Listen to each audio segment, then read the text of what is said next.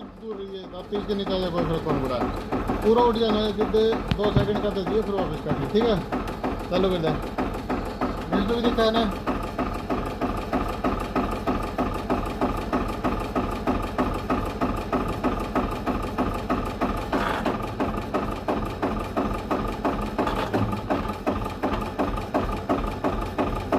खड़ी नहीं आती, खड़ी